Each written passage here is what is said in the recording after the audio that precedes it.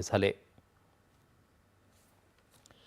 संसदेचं अर्थसंकल्पीय अधिवेशन उद्यापासून सुरू होत आहे। अधिवेशनापूर्वी महत्त्वाच्या राष्ट्रीय मुद्द्यांवर आणि कामकाजावर चर्चा करण्यासाठी संसदीय कामकाज मंत्री किरेन रिजिजू यांनी आज नवी दिल्लीत सर्वपक्षीय बैठक बोलावली होती।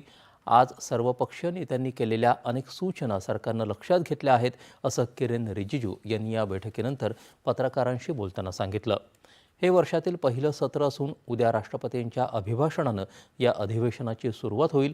अधिवेशनादरम्यान सभागृहाचं कामकाज सुरळीत चालवण्यासाठी सहकार्य करण्याची आणि योगदान देण्याची विनंती सर्व पक्षांना केल्याचं त्यांनी सांगितलं।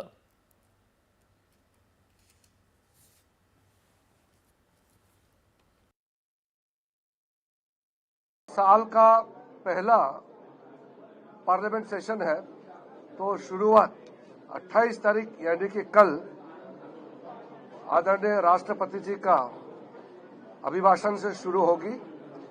Joint session of the parliament कल 11 बजे तय किया गया है और 29 तारीख को इकोनॉमिक सर्वे पेश किया जाएगा और 1 तारीख जो तय किया गया है नरेंद्र मोदी जी का सरकार आने के बाद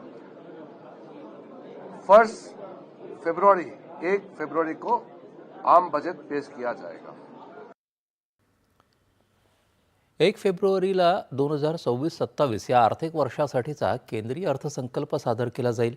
या अधिवेशनाचा पहिला टप्पा येत्या 13 फेब्रुवारीपर्यंत सुरू राहणार आहे, तर दुसऱ्या टप्प्याचं कामकाज 9 मार्च ते 2 एप्रिल या कालावधीत निश्चित करण्यात आलं आहे।